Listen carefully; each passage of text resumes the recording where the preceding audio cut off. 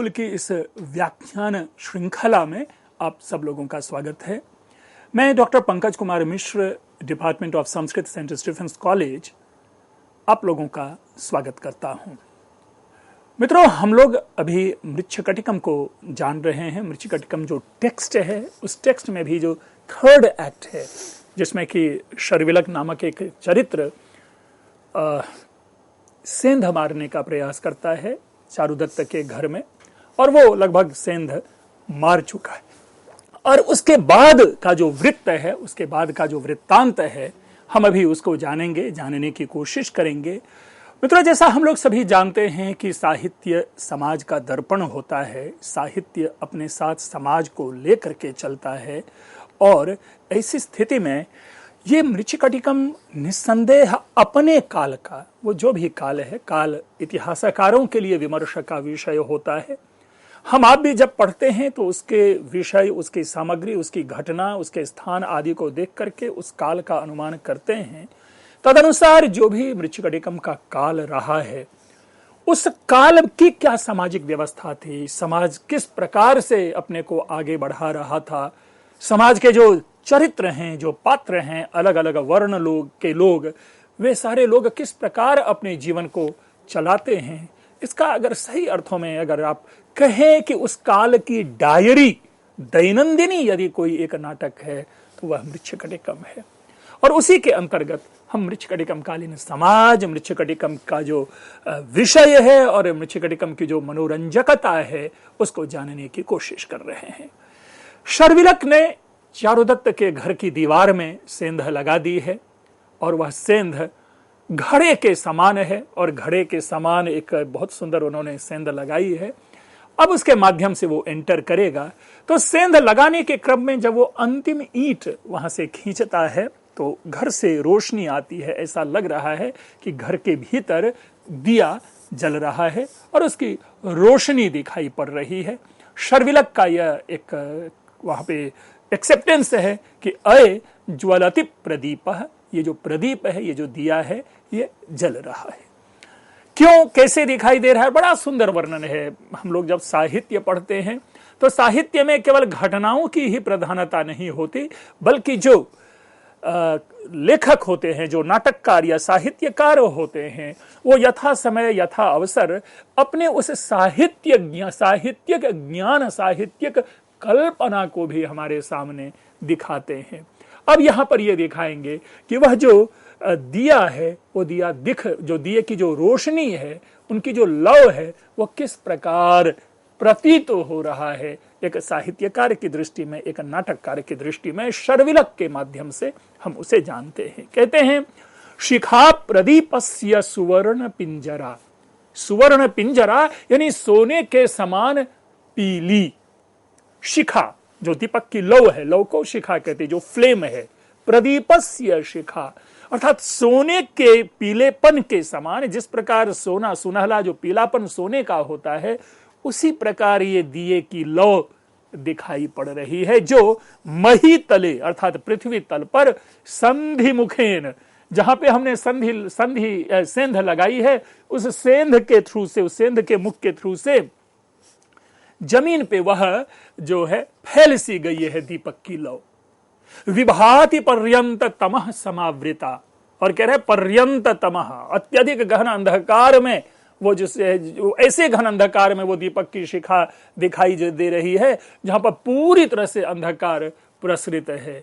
और सुवर्ण रेखे व कशे निवेशिता, यानी वो जो अंधकार है, अंधकार पूरी तरह से जो कालिमा युक्त है, गहन होता है, ब्लैक डार्क, और ऐसे में जो ये पतली सी सोने के समान जो दीपक की लौ निकलती हुई दिखाई दे रही है, ये ऐसा लग रहा है जैसे कश के ऊपर में सोने की रेखा खींच दी गई हो।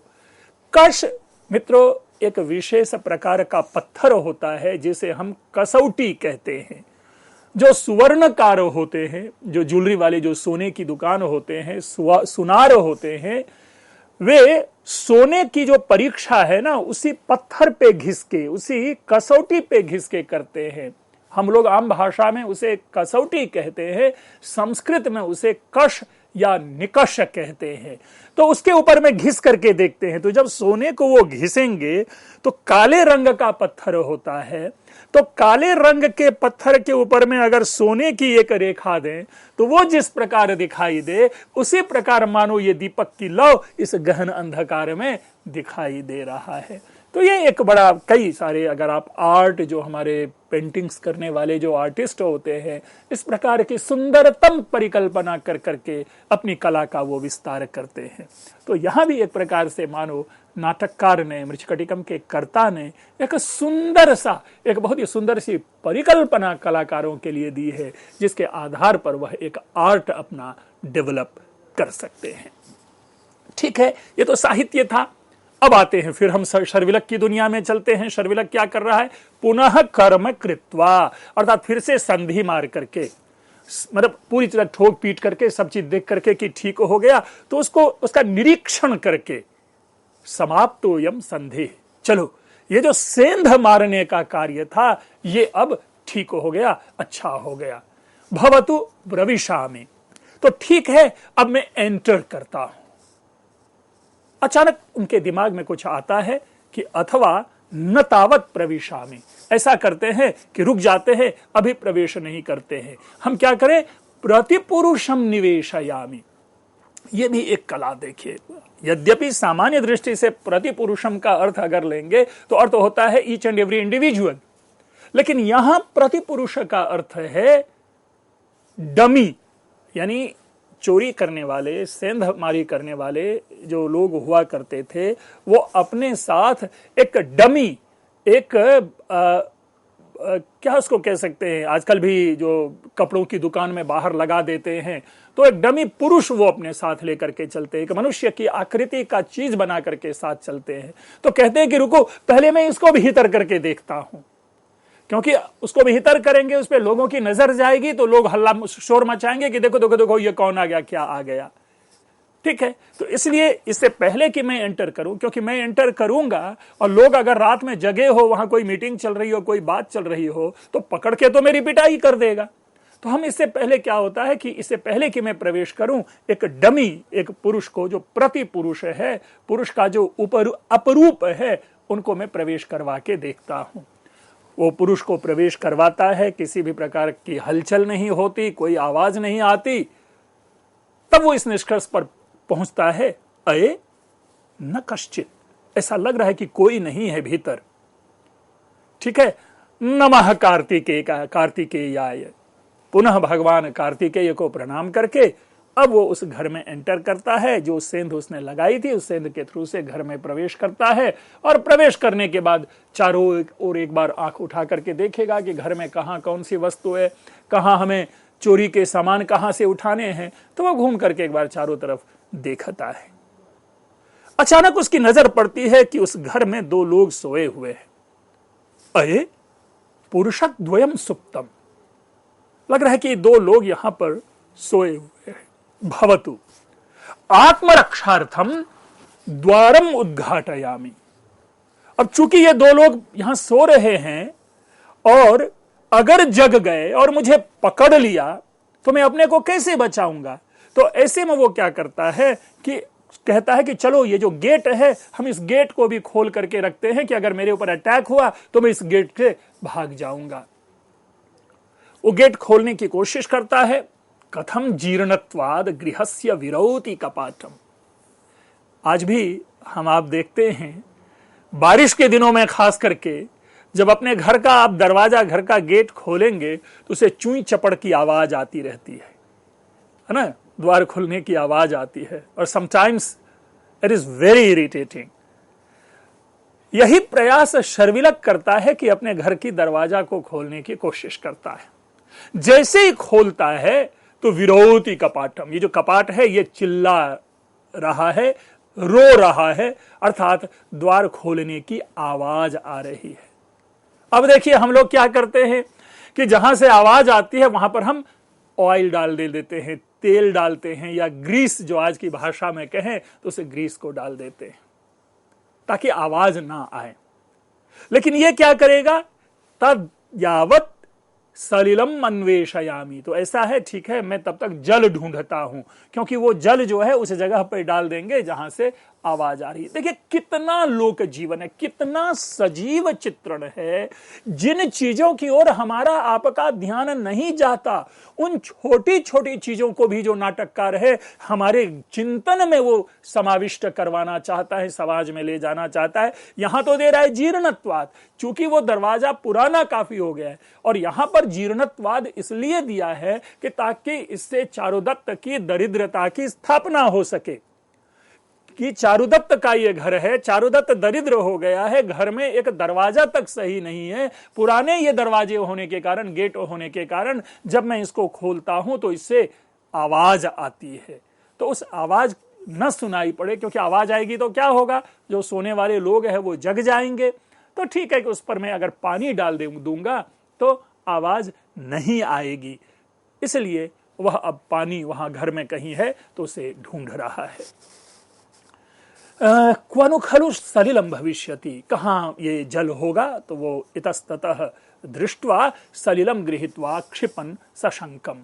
अब उसने इधर उधर ढूंढा, अचानक उसको वो पानी का कहीं घड़ा या पानी का कहीं ग्लास या लोटा दिखाई दिया, उससे पानी लेकर के और उस पर फेंकता है, यानी जहां दरवाजे पे आवाज आती है वहां पर उसे फेंकता है। लेकिन फिर भी मन में एक शंका रहती है, मतावत भूमौ पतत शब्दम उत्पादयेत, ऐसा है कि चलो इसको जमीन पर नहीं फेंकते हैं, यानी पानी का जो छींटा है या पानी को गिराने की आवाज जो है वो जमीन पे गिरेगी, इसलिए ऐसा करते हैं कि चूंकि इसमें पानी डालेंगे तो जमीन पे ड्रिप होने की आवाज आएगी, तो चलो इसको रोकते हैं। भवतु, अच्छा, एवं तावत, विचार करता है कि चलो इस प्रकार करते हैं। पृष्ठेन प्रतीक्ष्य कपाटम उद्घाट्य च, अब पीछे जाकर के या पीठ से पकड़ करके सावधानी पूर्वक वह उस गेट को खोल देता है। भवतु एवं तावत, अब जो है यह ठीक है। अब क्या है कि चूंकि घर में दोनों लोग सो रहे हैं तो चोर को अतिरिक्त सावधानी बरतनी पड़ेगी, तो सबसे पहले तो उसको सर्टेन करना पड़ेगा कि वो दोनों सो रहा है कि नहीं। तो इदानीम परीक्षे, तो चलो मैं इसकी जांच करता हूं, परीक्षा करता हूं कि किम लक्ष्य सुप्तम उत परमार्थ सुप्तम इदम द्वयम। लक्ष्य सुप्तम का मतलब होता है ब्याज सुप्तम। नीचे में आप देखेंगे कि येलो बेल्ट में लिखा होगा इटैलिक्स में, लक्ष्य सुप्तम ब्याज सुप्तम, यानी कोई बहाना बना करके तो नहीं सोया हुआ है। हम लोग भी घर में कभी कभी एक्टिंग करते हुए कि घर वाले की बात सुने कि हमारे बारे में क्या बोल रहे हैं, तो क्या होता है कि आंख मूंद के एक सो जाते हैं ताकि दूसरे को लगे कि हम सो रहे हैं। तो ऐसे सोने को बहाना बना करके सोना कहा जाता है। संस्कृत में उसके लिए शब्द प्रयोग है ब्याज सुप्तम। अथवा परमार्थ सुप्तम, परमार्थ यानी वास्तव में, या वास्तव में सोया हुआ है, कहीं ऐसा तो नहीं कि बहाना बना करके सोया हुआ है या वास्तविक रूप में सोया हुआ है। तो चलो इसकी जांच करते हैं। त्रासयित्वा परीक्ष्य च, डरा करके हिला करके देखा होगा, या में भी उसके सामने पैर पटक करके या कोई इस प्रकार का उपाय किया होगा जिससे उनको किसी भी प्रकार का रिस्पॉन्स नहीं आया होगा। और तब ये निश्चय पे पहुंचता है, अये परमार्थ सुप्तेन अनेन भवितव्यम, ऐसा लग रहा है कि कदाचित ये दोनों वास्तव में सोए हुए हैं। और परमार्थ सुप्तेन का अर्थ क्या है, परमार्थेन यानी यथार्थतः सुप्तम, वास्तविक रूप में, यथार्थ रूप में ये लोग जो है सोया हुआ है। क्यों? अब देखिए उसने एक एक चीज को टटोला है। मित्रों, हम आप जब सोए रहते हैं, हमें नहीं मालूम कि जब हम सोए रहते हैं तो हम कैसे लगते हैं, क्या लगते हैं, हमारे हाथ की दशा क्या है, पैरों की दशा क्या है, किस शेप में हम सोए हुए हैं जब गहरी नींद में होते हैं। नाटककार ने बड़े ही सुंदर तरीके से एक सोए हुए व्यक्ति का चित्रण यहां पर किया है। निश्वासोस्य न शंकितः, मतलब अस्य निश्वासः न शंकितः, जिस प्रकार से ये सांस ले रहा है ऐसा लग रहा है, क्योंकि सांस सही तरीके से ले रहा है तो किसी भी प्रकार की शंका नहीं है, अर्थात वो नींद में जिस प्रकार व्यक्ति सांस लेते हैं उसी प्रकार की सांस ले रहा है। सुविशदः तुल्यांतरम वर्तते, स्पष्ट है यानी स्पष्ट सांस लेने की आवाज सुनाई पड़ रही है और एक निश्चित इंटरवल पे अप्स एंड डाउन्स है, अर्थात इनहेल और एक्सहेल है, यानी वो सांस छोड़ रहा है और सांस खींच रहा है, उन दोनों के बीच में एक समानांतर एक निश्चित अंतराल है। तो इसलिए भी ये व्यक्ति सो रहा है। दृष्टिर गाढ़ निमीलिता, कह रहा है कि एकदम जो आंख जो है वो अत्यंत गाढ़ी ढंग से बंद है, पूरी तरह से बंद है, जैसे ऐसा लग रहा हो कि फेविकोल से चिपका हुआ हो। तो आंखें जो दोनों की है वो पूरी तरह से जैसे गाढ़ी निद्रा में जैसे बंद होती है उसी प्रकार से बंद है। न विकला, अर्थात किसी भी प्रकार का आंख में मूवमेंट नहीं है, ना अभ्यांतरे चंचला, ना ही उनकी पुतलियां जो है भीतर, जो आंख बंद होने के बाद जो भीतर की पुतलियां होती है, आईलिड है, वो भी घूम नहीं रही है, उसमें किसी भी प्रकार का सिहरन नहीं है, चंचलता नहीं है। अर्थात व्यक्ति जब सोता है तो गाढ़ी निद्रा में उनकी आंखें भी पूरी तरह से गहरी दबी होती है और उनमें किसी भी प्रकार का हिलडुल नहीं होता। फिर कहता है गात्रम श्रस्त शरीर संधि शिथिलम, और जो शरीर है वो उनकी जो शरीर में जहां जहां जोड़ है, चाहे वो नी का हो चाहे वो एल्बो का हो, तो वो जब व्यक्ति सोता है तो मोड़ करके सोता है, तो वो पूरी तरह से सरकना, जैसे सरका हुआ होता है ना। कहने के लिए तो रात में हम मिडिल बेड में सोते हैं, लेकिन सोते सोते हमारे हाथ पैर लटक जाते हैं, ठीक है। उससे के लिए कहा जाता है शय्या प्रमाणाधिकम। जो शैया है, जो बेड है, बेड के ऊपर जो बिछे हुए जो आपके चादर या कुछ होते हैं वो भी प्रमाण से अधिक हैं, अर्थात आपके पैर ज्यादा खुले हुए हैं, हाथ ज्यादा लटके हुए हैं, तो जहां तक होना चाहिए हाथ पैर वो उससे शिथिलता के कारण उससे बाहर हमारा शरीर लटका हुआ है। तो इस प्रकार से निस्संदेह यह जो है परमार्थ रूप से सोया हुआ है। और दीपम चापि न मर्शयेद अभिमुखम स्यात् लक्ष्य सुप्तम यदि, और यदि बहाना बना करके सोया होता तो अपनी आंखों के सामने वह दिया जला करके नहीं रखता। क्यों? क्योंकि जगा हुआ व्यक्ति यदि अपनी आंखों के सामने दिया जला करके रखेगा तो आपकी जो आंखों के ऊपर में डिस्टर्बेंस होगी और आप बढ़िया से उसकी ओर आंख नहीं कर सकते, अपनी मुंह के सामने उसे नहीं रख सकते, उसकी ओर नहीं देख सकते। तो चूंकि यह व्यक्ति सोया हुआ है इसीलिए यह दिया जल रहा है। व्यक्ति सोया हुआ नहीं रहता तो आंखों के सामने जो ये दिया है यह जल नहीं रहा होता। तो इस प्रकार से अपने इस ज्ञान के आधार पर, अपने इस चिंतन के आधार पर उन्होंने यह स्थापित किया, इस शर्विलक ने यह स्थापित किया कि यह जो दोनों व्यक्ति है ये दोनों के दोनों सोए हुए हैं। अब जब ये निश्चिंत हो गया, अब भाई साहब का तो लक्ष्य एक ही है, जो बहुमूल्य सामग्री है उसे इकट्ठा करो कहीं से, आभूषण हो, रुपए हो, पैसे हो, कोई भी चीज हो तो चुराने के लिए आया है। तो वो पूरे तरह से अब घर को टटोलेगा, तलाशेगा कहां कौन सी चीजें हैं। अब वो जब घर में घूम करके देखता है तो कहता है कथम मृदंगः अयम दर्दुरः अयम पणवः इयमपि वीणा एते वंशाः अमी पुस्तकाः। मतलब जो चीजें बिखरी पड़ी थी, कहीं पे मृदंग है, कहीं पे दर्दुर एक विशेष वाद्य यंत्र है, ये पणव यह भी एक विशेष वाद्य यंत्र है, इयमपि वीणा ये देखो ये वीणा यहां पे पड़ी हुई है, एते वंशाः यहां बांसुरी है, और ये अमी पुस्तकाः ये किताब है, पुस्तक आदि है। अब इतनी सारी चीजें उस बेचारे के घर में जब देखता है तो शर्विलक के मन में बात आती है कि कथम नाट्याचार्यस्य गृहमिदम्। अरे कहीं ये नौटंकी करने वाले का तो घर नहीं है, थिएटर वाले का तो घर नहीं है, क्योंकि किताबें हैं और जितने प्रकार के वाद्य यंत्र होते हैं, और वाद्य यंत्र तो वही जो नाटक करने वाले होते थे, नौटंकी करने वाले होते थे, उन्हीं के घर में हुआ करते होंगे। तो वो कंफ्यूज हो जाता है कि मैं किसके घर में आ गया हूं। अथवा भवन प्रत्ययात प्रविष्टोस्मि, कि मैं ऐसा इस घर को देख करके मैं इसमें प्रवेश हो गया। देखिए चारुदत्त एक महान व्यापारी था, बहुत बड़ा व्यापारी था, बहुत धनाढ्य व्यक्ति था अपने समय का, लेकिन व्यापार में दुर्घटना, घाटा आदि ऐसी चीजों के कारण अचानक वो गरीब हो जाता है, दरिद्र हो जाता है। तो जिस घर में रहता था उस घर की बनावट तो वैसी ही होगी। ये अलग बात है कि जहां पहले आभूषण आदि रहते होंगे, रुपए आदि रहते होंगे, वो सारी चीजें अब घर में नहीं है, जहां अब खाने के लाले पड़े हैं, लेकिन घर तो वही हुआ। तो बाहर से जब देखेगा कोई आदमी कि इतना विशाल घर है तो ये जरूर सोचेगा कि ये पैसे वाला आदमी है, और ये सोच करके वो घर में प्रविष्ट हो जाता है चोरी करने के लिए। चोरी करने के बाद पता चलता है कि भाई साहब तो गरीब है। तो यहां पर भी ये कहता है कहीं ऐसा तो नहीं कि मैं इस भवन को देख करके एक सुंदर घर के विश्वास के कारण मैं इसमें प्रवेश हो गया, क्योंकि ये तो नाट्याचार का, नाटक आदि करने वाले का घर दिखता है, और जो नाटक आदि करने वाले होते हैं उनके पास तो पैसे होते नहीं। ये तो तत्किम परमार्थ दरिद्रोयम, क्या ये भयंकर दरिद्र है क्या? इसके पास कुछ भी नहीं है क्या? ये वास्तव में दरिद्र है क्या?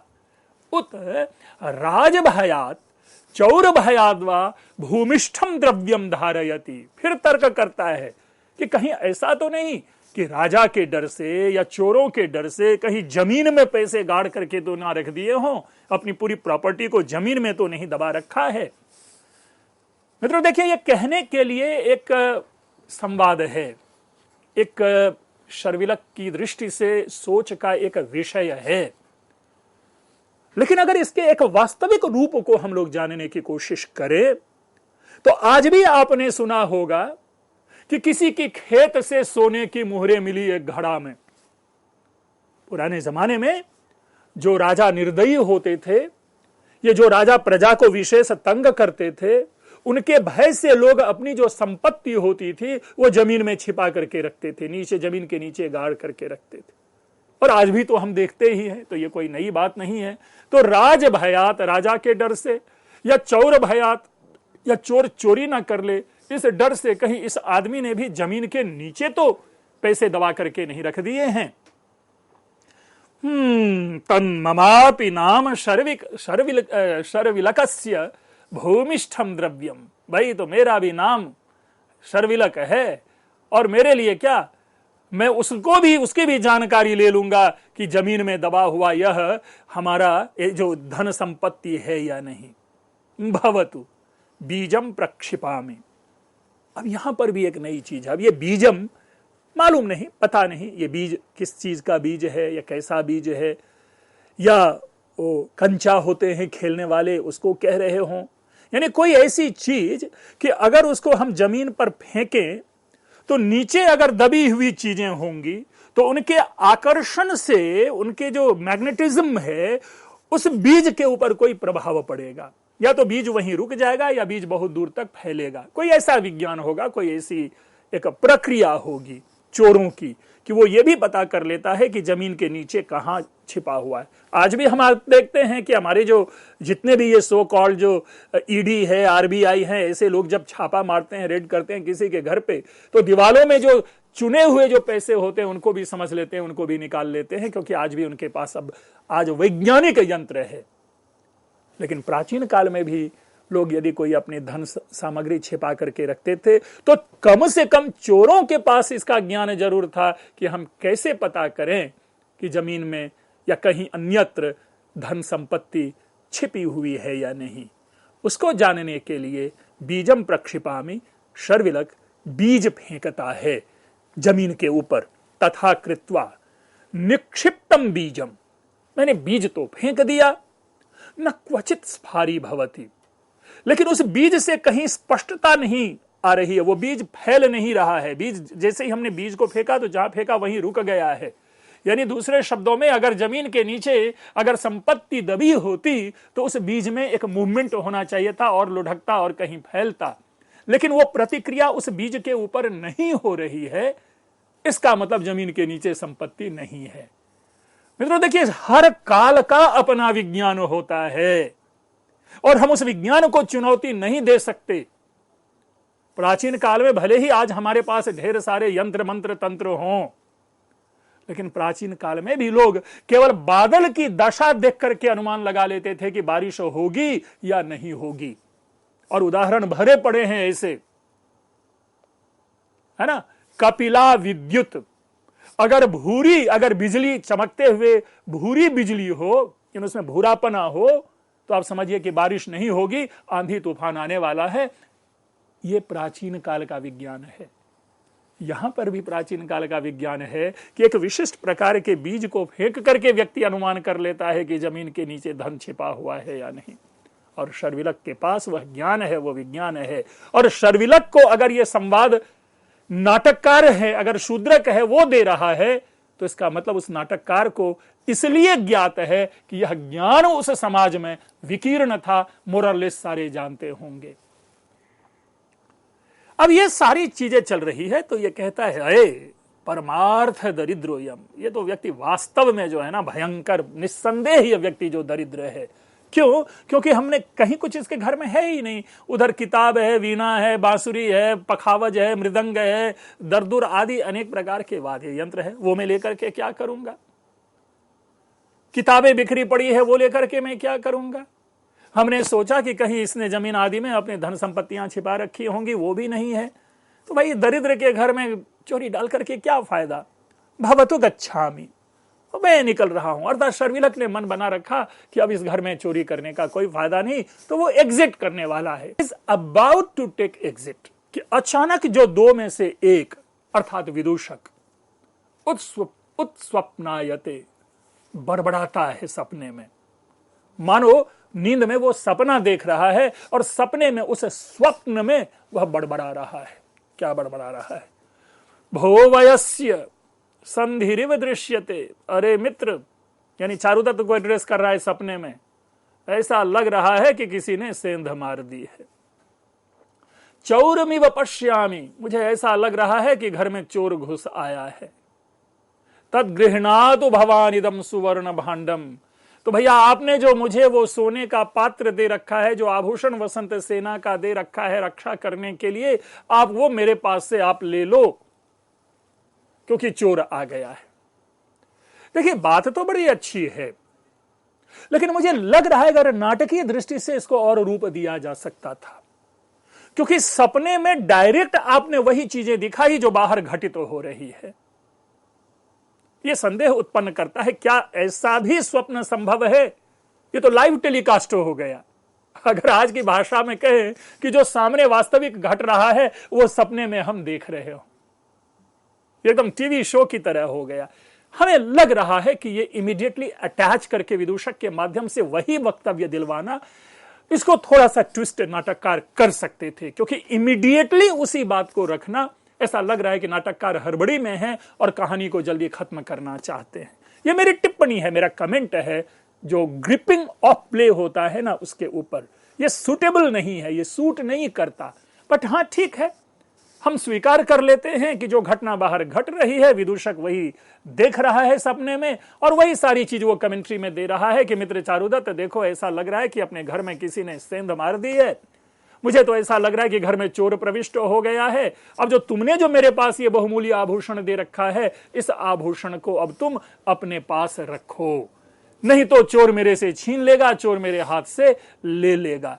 तो इस प्रकार से जो एक स्वप्न दृश्य की परिकल्पना के माध्यम से, इसी दृश्य के माध्यम से ये सुवर्ण भांड चला जाएगा शर्विलक के हाथ में। जो शर्विलक एग्जिट लेने वाला था वो विदूषक के इस स्वप्न से रुक जाएगा। मित्रों, इसके आगे की इसी कहानी को, इसके ज्ञान, इसके विज्ञान, इसके समाज, इन सारी चीजों को हम समझने की कोशिश करेंगे और ये जानेंगे कि किस प्रकार हमारे जो साहित्यकार होते हैं तात्कालिक ज्ञान विज्ञान को मनोरंजन के माध्यम से हमारे सामने प्रस्तुत कर देते हैं। और मृच्छकटिकम उसी का एक उदाहरण है। आप लोगों ने ध्यान से सुना, आप लोगों की प्रतिक्रिया की सदैव प्रतीक्षा रहती है। आपकी प्रतिक्रिया हमारे लिए ऊर्जा का काम करता है। आपकी प्रतिक्रिया की प्रतीक्षा में मैं विदा लेता हूं। आप सब लोगों का बहुत बहुत धन्यवाद।